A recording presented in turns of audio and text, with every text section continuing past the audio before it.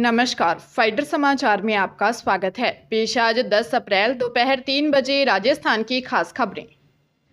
Supreme court ने कहा है कि चुनाव में नामांकन के दौरान उम्मीदवार को सारी संपत्ति का खुलासा करने की जरूरत नहीं है जब तक कि उससे वोटिंग पर असर नहीं पड़ता हो। इसके साथ ही जस्टिस अनिरुद्ध बोस और जस्टिस संजय कुमार के पेट ने अरुणाचल प्रदेश के निर्दलीय विधायक कारिखो क्री की सदस्यता बरकरार रखते हुए गुवाहाटी हाईकोर्ट के आदेश को रद्द कर दिया। तेजू विधानसभा क्षेत्र से 2019 में जीत कर आए कारिखो क्री की सदस्यता हाईकोर्ट ने रद्द कर दी थी। इसके खिलाफ उन्होंने सुप्रीम कोर्ट में याचिका दायर की थी। कोर्ट ने कहा कि उम्मीदवारों को उनके या उनके आश्रितों के मालिकाना हक वाली हर चल संपत्ति का खुलासा करने की आवश्यकता नहीं है जब तक कि वे काफी महंगी न हो। कारिखो के चुनाव जीतने के बाद कांग्रेस उम्मीदवार नूनी तयांग ने जनप्रतिनिधित्व अधिनियम के तहत याचिका दायर कर उनकी जीत रद्द करने की मांग की थी।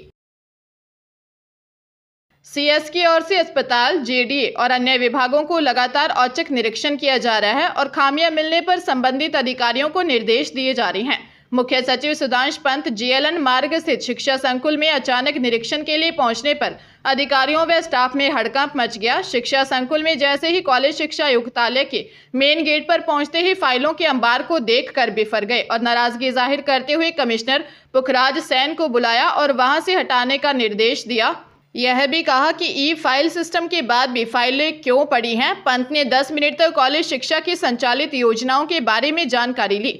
मुख्य सचिव सुधांश पंत ने शिक्षा संकुल स्थित राज्य परियोजना निदेशक व समसा जैसे विभागों में निरीक्षण के लिए पहुंचे। जिन जिन विभागों में कर्मचारी अनुपस्थित मिले उन पर संबंधित अधिकारी को कार्रवाई के निर्देश दिए।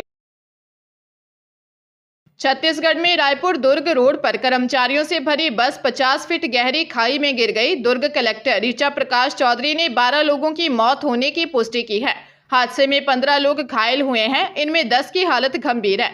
मृतकों में 3 महिलाएं भी शामिल हैं। ये सभी केडिया डिस्टिलरी के कर्मचारी थे। कलेक्टर ने हादसे की मजिस्ट्रेट जांच कराने के आदेश कर दिए हैं। वहीं केडिया डिस्टिलरी ने मृतकों के आश्रितों को 10-10 लाख रुपए, एक सदस्य को नौकरी और घायलों के पूरे इलाज का खर्च उठाने की बात कही है।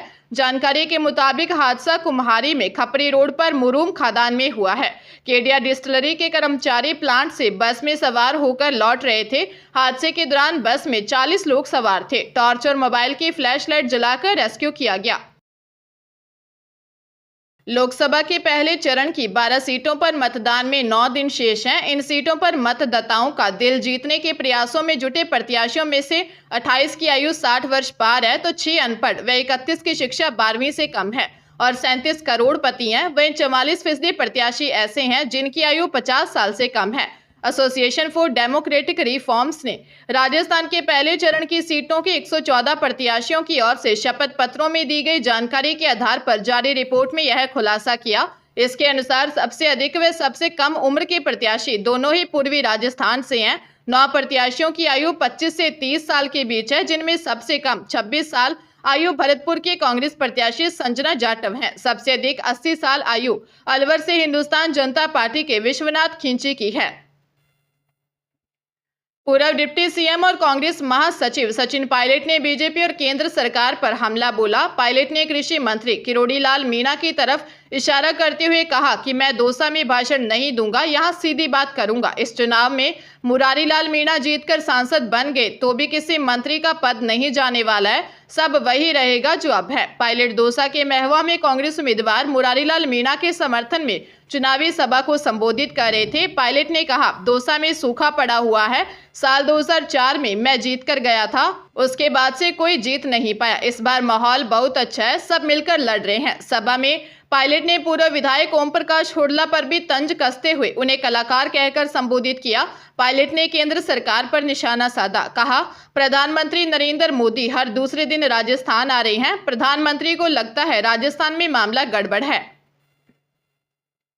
सैमान सिंह अस्पताल से जारी फर्जी एनओसी से निजी अस्पतालों में किए गए ऑर्गन ट्रांसप्लांट के मामले में फरार चल रहे दलालों को पकड़ने के लिए एसीबी की टीमों ने हसनपुरा, बनी पार्क सहित कई जगह पर छापेमारी की, लेकिन दलाल पकड़ में नहीं आए। ऐसे में एसीबी ने गुरुग्राम पुलिस से भी संपर्क किया है, क्योंकि एक दलाल मोहम्मद मुर्तजा अंसारी गुरुग्राम के मामले में वांटेड चल रहे और गुरुग्राम पुलिस उसके झारखंड स्थित मूल गांव में छापेमारी कर रही है। अंगों में दलाल मोहम्मद मुर्तजा अंसारी, सुलेमान खान, राज व आकाश सहित अन्य दलाल एसीबी के रडार पर आ रहे हैं। इधर एसीबी ने पूछताछ के बाद फोर्टिस अस्पताल के सर्जन डॉक्टर संदीप गुप्ता व उनके असिस्टेंट भानु प्रताप से जब्त किए गए मोबाइलों की जांच के लिए एफएसएल भिजवा दिए। एसीबी कुछ टीमें आरोपियों के कब्जे से जब्त किए रिकॉर्ड व डाटा का एनालिसिस कर रही हैं।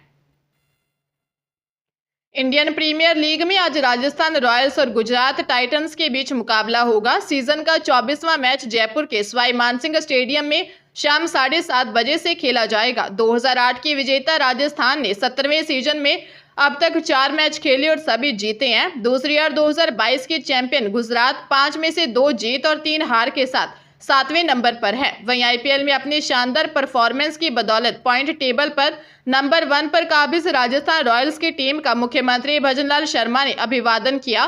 टीम मुख्यमंत्री आवास पहुंची, जहां भजनलाल शर्मा ने पूरी टीम का राजस्थानी साफा पहनाकर स्वागत किया। इसके बाद टीम द्वारा सीएम भजनलाल शर्मा को टीम की पिंक कैप से सम्मानित किया गया। इसके साथ ही उन्हें राजस्थान रॉयल्स के खिलाड़ियों के सिग्नेचर वाला बैट, टी-शर्ट और बॉल भी गिफ्ट की। राजसमंद में 8 साल की बालिका के साथ अश्लील हरकत करने के आरोपी 64 वर्षीय मदनलाल पंथी निवासी सुंदर कॉलोनी भीलवाड़ा रोड कांकरोली को पोक्सो न्यायालय राजसमंद की न्यायाधीश पूर्णिमा गौर ने 5 साल की सजा व 5,000 जुर्माने से दंडित किया है। विशेष लोक अभियोजक राहुल सनाडे के अनुसार 13 अक्टूबर 2021 को पीड़िता की माता ने कांकरोली थाने में दी रिपोर्ट में बताया कि सुबह 7 बजे उनकी 8 साल की बेटी घर से स्कूल जाने के लिए निकली। इस दौरान मदन लाल ने उनकी बेटी को पास बुलाकर घर के अंदर खींचकर ले गया और अश्लील हरकत की। बाद में बालिका जैसे तैसे अपने आप को छुड़ाकर घर से बाहर आई और रोते हुए अपने पिता की दुकान पर पहुंची और पूरा घटनाक्रम बताया। पुलिस ने जांच पूरी कर आरोपी को गिरफ्तार कर कोर्ट में चालान पेश किया। पंजाब के पूर्व अकाली मंत्री सुच्चा सिंह लंगा के बेटे को उसके 4 दोस्तों के साथ हिमाचल प्रदेश में हेरोइन के साथ गिरफ्तार किया है। इनमें एक युवती भी शामिल है। आरोपियों से 42.89 ग्राम हेरोइन और एक तराजू बरामद किया गया है। सभी नशे में थे। पुलिस की एसआईटी ने गुप्त सूचना के आधार पर इनकी धरपकड़ को जाल बिछाया था।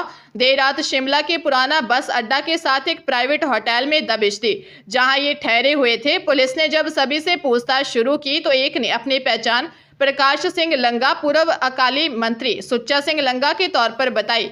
बाकी आरोपियों की पहचान 27 वर्षीय अजय कुमार निवासी नूरखोड़िया पटियाला, 19 वर्षीय अवनी नेगी गांव सांगला किन्नौर हिमाचल, 26 वर्षीय शुभम कौशल निवासी चंडीगढ़ और 22 वर्षीय बलजिंदर सिंह निवासी मोहाली पंजाब के तौर पर हुई है। अजमेर जिले में एक महिला अमीरा ने सिर्फ 39 मिनट में 3 से 10 किलोमीटर की दूरी में दिन में 9 अलग अलग स्थानों पर खाना खाया। इतना ही नहीं, इसी महिला ने इसी दिन सुबह भी एक साथ 7 स्थानों पर खाना खाया।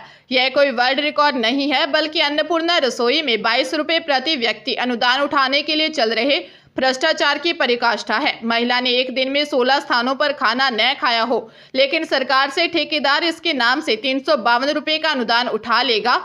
महीने का हिसाब देखें तो एक व्यक्ति पर 10,952 रुपए का अनुदान उठाया जा सकता है। एक रसोई में एक दिन में अधिकतम 200 लोग खाना खा सकते हैं। लाभार्थी को 8 रुपए में खाने की थाली दी जाती है, जबकि अनुदान 22 रुपए है। ऐसे में ठेकेदार हर माह 5 से 10 लाख रुपए सरकार के अनुदान के नाम पर चपत लगा रहा है। इसके रिकॉर्ड की जांच करने पर बड़ा खुलासा हो सकता है। धौलपुर जिले में भाजपा कार्यालय के बाहर हुई फायरिंग के मामले में पुलिस ने फाजियोमो जिला अध्यक्ष भूपेंद्र घुरैया, उसके भाई संतराम उर्फ सोंटी सिंह, गजराज सिंह और गुरुदेव गुर्जर को गिरफ्तार किया है, जिसके पास से पुलिस ने पिस्टल बरामद की है। कोतवाली थाना प्रभारी परमेंद्र रावत ने बताया कि भाजपा कार्यालय के बाहर भाजियोमो के जिला अध्यक्ष और किसान मोर्चा के जिला अध्यक्ष के बीच चल रहे विवाद के बाद फायरिंग और मारपीट हुई थी, जिसमें एक पक्ष से भाजियोमो अध्यक्ष भूपेंद्र घुरैया घायल हुआ था। वहीं दूसरे पक्ष से किसान मोर्चा अध्यक्ष का भाई रामकेश कसाना व भतीजा सतीश कसाना घायल हुए थे, जिनमें एक के बाद एक 4 गोली लगने से घायल हुए रामकेश कसाना को इलाज के लिए ग्वालियर ले जाया गया। फायरिंग और मारपीट के बाद दोनों ही पक्षों की ओर से एक दूसरे के खिलाफ मामला दर्ज करवाया गया था।